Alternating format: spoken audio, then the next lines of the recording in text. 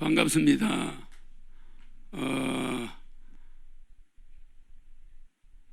우리 국민이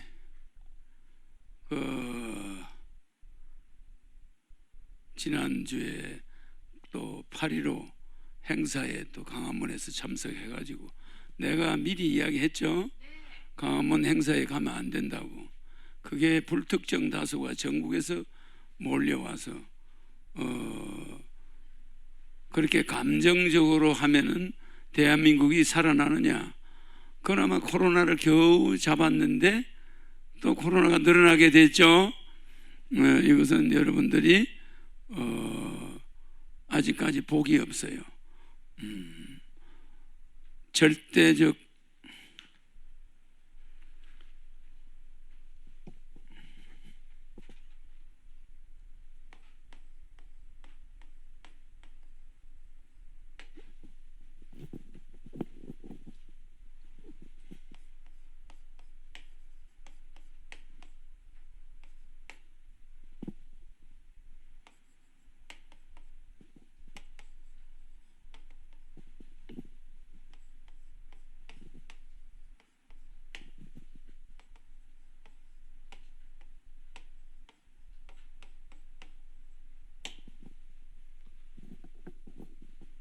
절대적 진리, 절대적 윤리.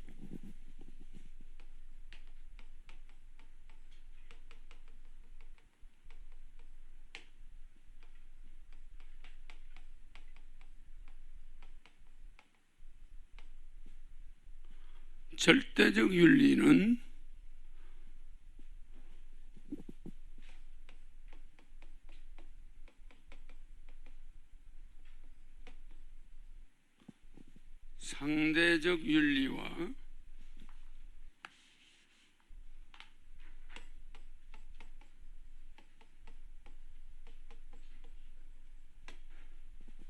상대적 윤리와 완전히 다른 겁니다.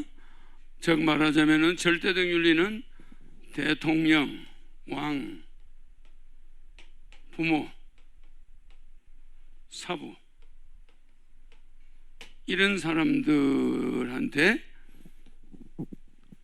잘못을 따지면 절대적 윤리가 아니죠. 이게 대통령이나 국왕이나 부모나 군사부 일체라고 그러죠. 여기에서 이 군사부 일체가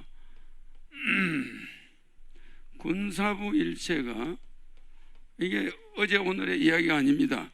오랜 세월 동안 인류가 이거를 저리 앞으로 좀 당겨야 되겠다. 절대적 윤리라는 것은 아버지나 스승이나 대통령이나 왕에 대해서는 함부로 잘못을 따지는 게 아니라는 거야. 무슨 말이냐면은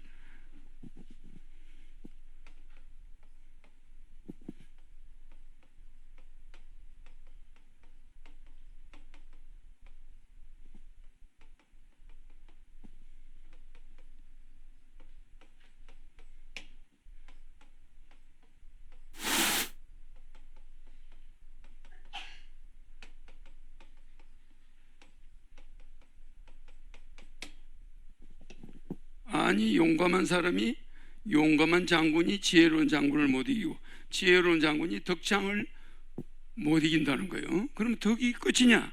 아니야. 운장이 있다는 거예요.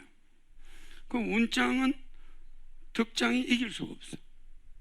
그 왜 운장을 못 이기냐? 운장은 하늘과 연결이 되어 있다. 그러니까 전두환 대통령이 정성화 덕장하고 붙은 적이 있어. 그 정성화 참모총장이 새까만 후배 별 하나짜리, 별 2개짜리한테 서열이 바뀌었죠. 계엄사령관이 이래 이분이 됐어. 그래 이분이 또 하늘에 따라서 못 이기듯이 누가 보면은 인정은 이치를 못 이기고 이치는 법을 못 이기고 법은 권력을 못 이기는데 법이 우선이지 권력도 끄집어내려는데 아니 헌법재판소 판사가 박근혜 당신 나가요 이러면 나갔잖아. 그럼 법이 우선인 것 같죠? 법이 우선이 아니야. 권세가 우선이다 이 말이야. 권세가 우선이라면, 그 다음에 권세도 누구 지배를 받아? 하늘의 지배를 받는 거야. 하늘의 지배. 그러면 여기서 절대적 윤리라는 건 뭐냐? 이게 하늘의 지배라는 거예요. 하루를 독재자가 대통령을 해도 이스라엘에서도 그 자는 누구의 부름을 받은 자야? 하늘의 부름을 받은 자야. 그러니까 악한 왕이라도 이걸 우리가 몰아내야 되지 않습니까? 하니까 뭐라 그래? 뭐 때문에 이스라엘이 처음부터 다윗 같은 멋있는 사람을 왕을 만들지, 사울 같은 사람을 왕을 만들어 가지고 역사를 비극에서부터 시작해 가지고 시작하겠나 이 말이야. 무슨 말인지 알겠습니까? 화려한 시작을 하질 않아요. 아주 그냥 비참하고 비인간적인, 누가 보면 좀 부족한 듯한 그런 왕이 처음에 나와서 이스라엘을 첫 번째 왕이 됐다고. 그 첫 번째부터 비극이 시작돼. 첫 번째부터 비극이 시작돼 가지고 예수가 죽음으로써 비극으로 끝나는 거예요. 이스라엘의 역사예요. 이게 무슨 말이냐면 그 하늘에서 인간에게 처음에 실패를 주는 거예요. 실패를 줘야 그 민족이 축복을 받은 민족이야. 처음부터 젖과 꿀이 흐르는 데 간 놈들은 다 소돔과 고모라 성으로 바뀌어. 처음부터 젖과 꿀이, 어린애가 아버지 밑에서 성성장구했다, 그 사람은 인간성 제로야. 그 사람이 아무리 재벌 회장이라도 옆에 가면 인간 냄새가 안 나요. 아무런 사는 보람이 없어. 그 자세히 보면 로봇도 비슷해. 응? 아침에 그룹 회장에 출근하고, 응? 맨날 뭐 왔다. 그게 인간으로 보일 수가 없는 거야. 그러니까 처음에 진짜 아끼는 자식한테는 미국 사람들이 네가 아르바이트 해가 대학교 다녀라 이런다니까. 근데 우리나라 사람은 애 죽이는 거야. 아버지가 한국에서 차비 등록금 다 대줄 테니까 네 가서 미국 가서 공부만 해라. 마약 먹어요. 왜? 애들이 고생을 안 해본 애를 미국에 보내놨으니 뭐가 되겠냐 이 말이야. 응? 정말 18살부터 고생을 시킨 것이 이스라엘 민족도, 대장경도, 불경, 기독교도 보면은 초반에 아주 비참하게 고생을 시켜. 이스라엘 민족 광야에 40년 동안 피를 말려 물 한 방울 없는 데다가 처박아 놓고 그렇게 하죠. 건국할 때도 어마어마하게 그 이상한 왕을 세워놔가지고 그 왕이 다윗을 잡으러 다니고 다윗은 도망 다니고 무슨 역사가 그렇게 되고, 그러다가 또 사울의 왕의 아들을 다윗이 살려줘. 그 손자도 살려줘. 응? 요나단의 아들까지 살려줘. 그러면 사울이, 저 아버지 요나단의 아버지는 다윗을 죽이러 돌아다니고, 다윗은 사울의 아들을 살려주고, 요나단에 대해서 배신을 안 해 끝까지. 그러면 그 사울 왕이 좋아서 배신을 안 하나? 다윗이 사울 왕의 아들과 손자를 살려준 거는 우리 같으면 아들 손자 단도대에 올린다. 우리 민족 같으면 그렇게 해서 안 그렇게 했어?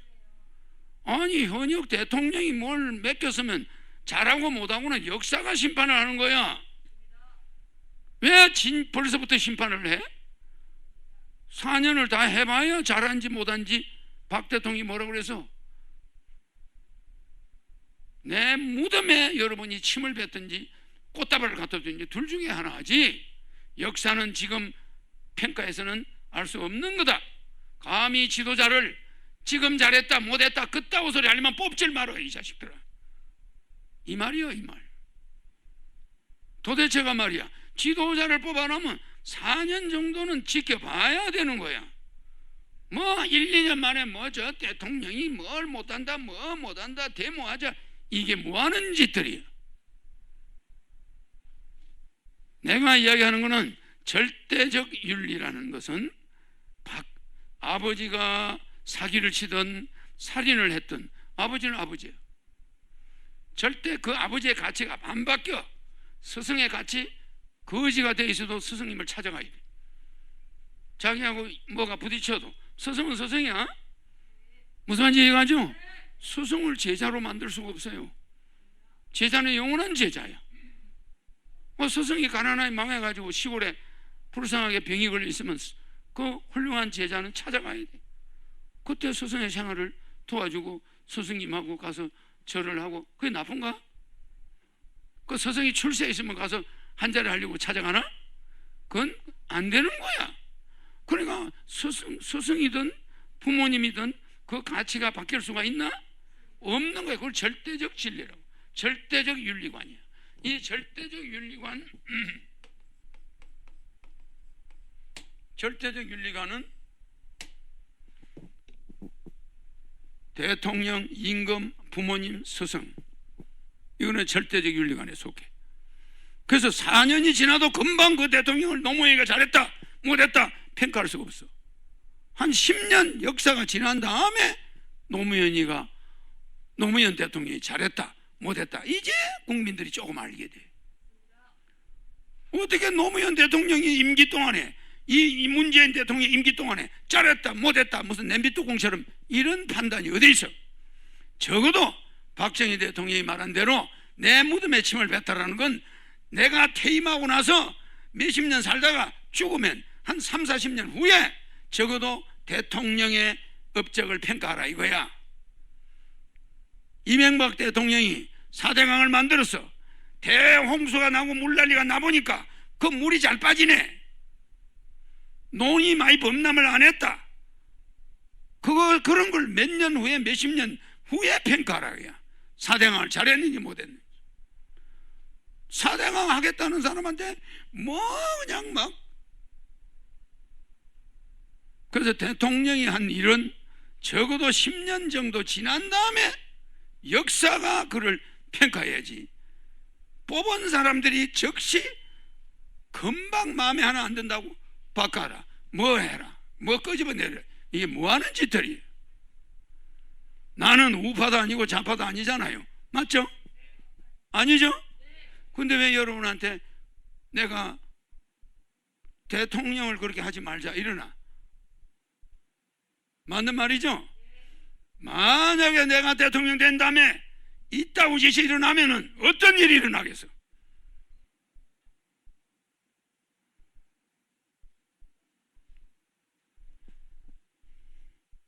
상대적 윤리는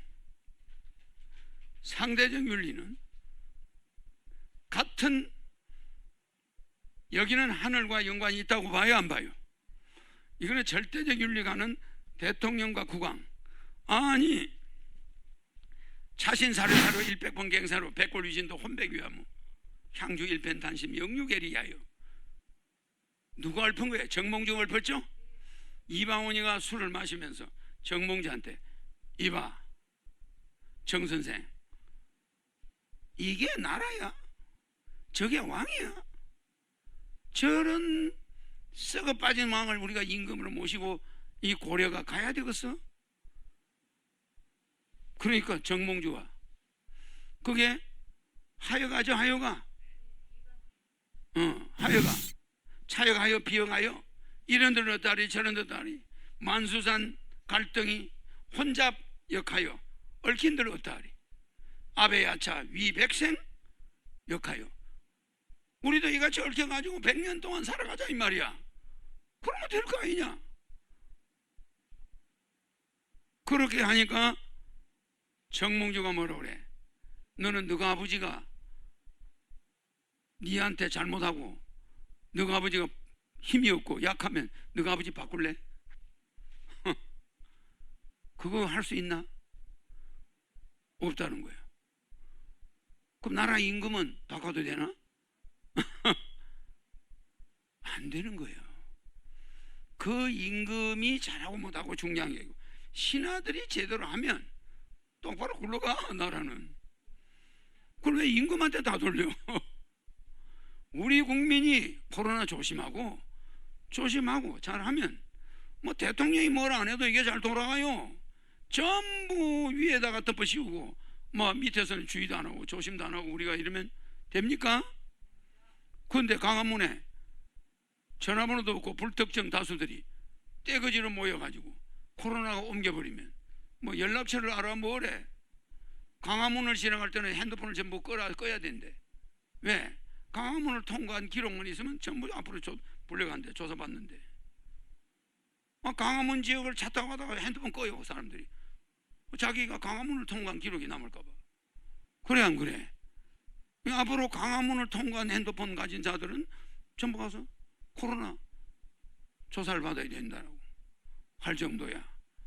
그러니까 오죽했으면 광화문을 가면 핸드폰을 끄고 다니라는 그런 유언비어가 돌아다니고 있어. 응? 오해받는다는 게 광화문에 데모하러 갔다고. 응? 나는 말이야, 내가 뭐 강의할 게 없어서 이게 하는 게 아니라 어처구니가 없어요. 말이 안 나와. 신하들이 잘하면 어떤 임금이 앉아 있어도 제대로 할 수 있어요. 응? 그 공민왕, 공양왕 그런 왕들이 조금 흔들리고 이러면은 신하들이 강하게 임금을 잘 섬기면 되는 거야. 정몽주 말 맞다나. 야, 니 바꾸면 이방원이 니는 정치 잘하겠냐? 니 공민왕이나 공양왕만큼 하겠냐? 마찬가지야. 저 아버지 내쫓아. 절대적 윤리를 망가뜨리고 권력 잡으려고 정몽주 죽이고 저거 아버지 함흥으로 갖다 내쫓아. 이성계를. 그거 있을 수 없는 일이야.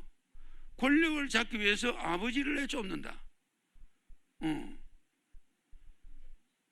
여러분들이 이명박 대통령, 박근혜 대통령, 전두환 대통령, 노태우 대통령, 세계에서 대통령을 감옥에 제일 많이 넣은 나라가 대한민국이에요. 정신 차려야 돼. 대한민국 국민들 열조들에게 지은 죄가 많아요. 하늘이 정한 대통령들 그렇게 무자비하게 짓밟는 거 아니에요. 그들 자세히 살펴보면 애국자들이야. 응? 일반 사람보다 나아요.